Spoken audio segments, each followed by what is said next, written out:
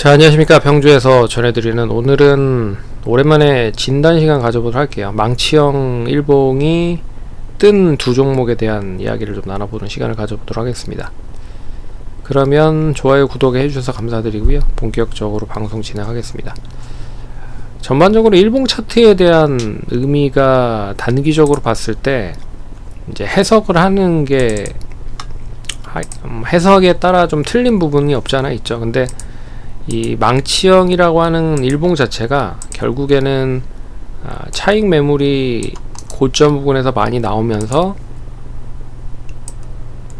종가 무렵이 거의 이제 저가가 돼버리는 뭐 이런 망치형 음봉이 나오기도 하고요. 그리고 영망치죠, 어떻게 보면. 그리고 이게 이렇게 나오는 건 이제 제대로 된 망치형이, 이 제대로 된 망치형은 결국에는 몸통이 위에 있겠죠.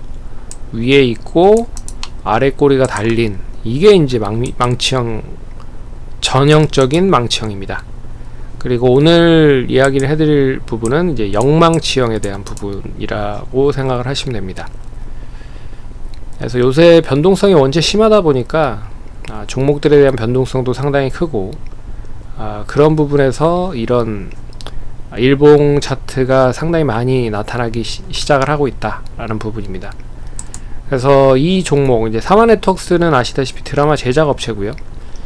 넷플릭스에 대한 실적이 양호하게 좀 나왔죠. 그래서 미국 시장에서 넷플릭스 광고에 대한 수익이 계속 좋아지다 보니까 OTT 쪽에 대한 드라마 제작 업체들도 장 초반부터 강세 흐름을 보였습니다.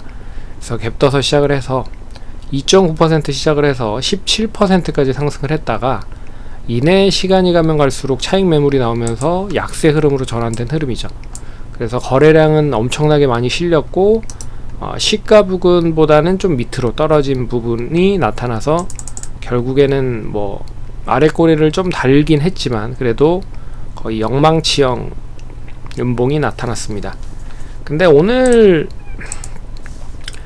이런 흐름을 보였다는 거는 결국에는 이제 고점에서 차익 매물이 나왔기 때문에 차익 매물에 대한 소화를 하는 과정이었다라고 볼 수가 있는 부분이에요.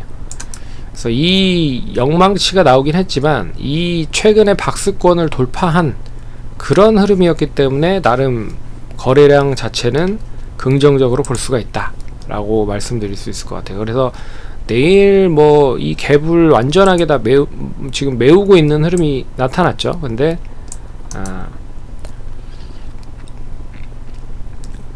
수요일날의 종가 무렵이, 종가가 한 1980원 정도입니다. 그래서 이 80원 정도에서의 2000원 정도 선에서의 뭐 이 가격대가 좀 유지가 되는지가 제일 중요한 포인트일 것 같아요.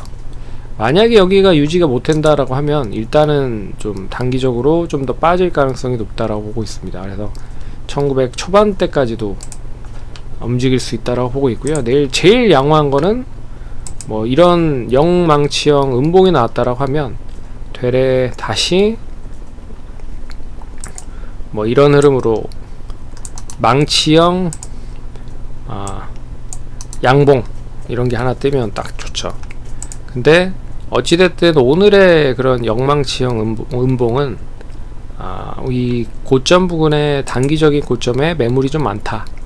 그리고 보시면 아시겠지만 최근에 주가가 제대로 된 반등 한 번 없이 하락을 계속 하고 있었던 흐름에서 이제 좀 진정이 된 흐름이었습니다. 그래서 그 기간으로 보면 9월달부터 12월달, 1월까지 계속 박스로 갇혀서 움직였었던 흐름인데, 그 부분을 오늘 이제 완전히 돌파를 했다라는 게 좀 긍정적인 흐름인 거죠.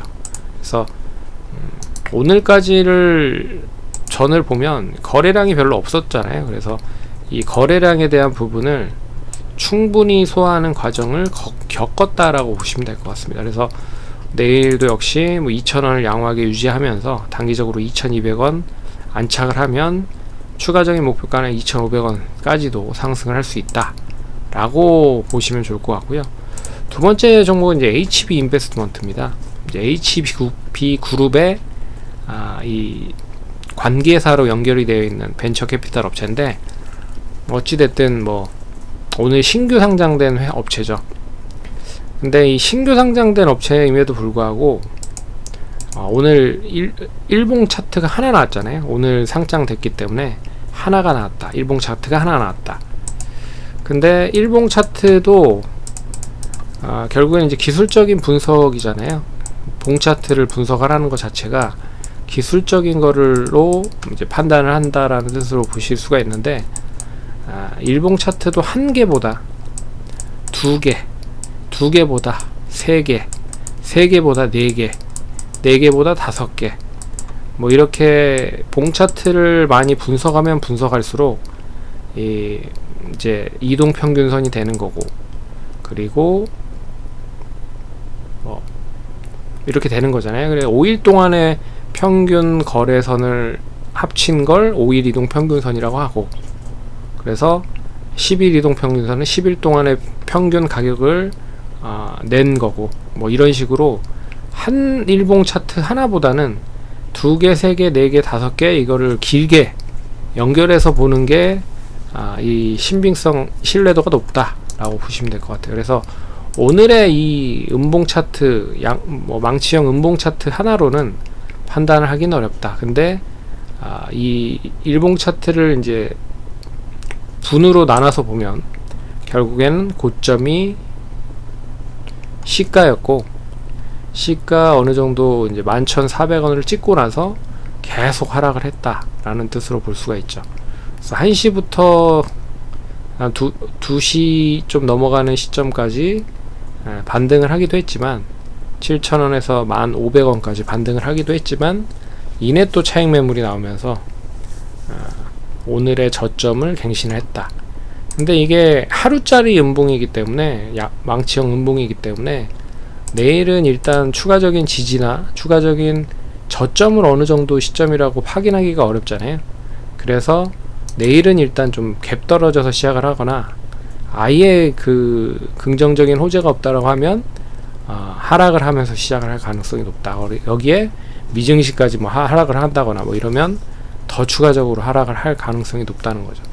그래서 일단 지금 시점은 뭐라고 판단하기는 어렵지만, 오늘의 그 기세가 내일까지 이어진다라고 보시면 될 것 같습니다. 그게 2개가 되고 3개가 되고 4개가 되고 5개가 되고 늘어날수록 신뢰도 높고, 그 신뢰도를 바탕으로 분석을 하는 게 더 좋다라고 볼 수가 있는 거죠.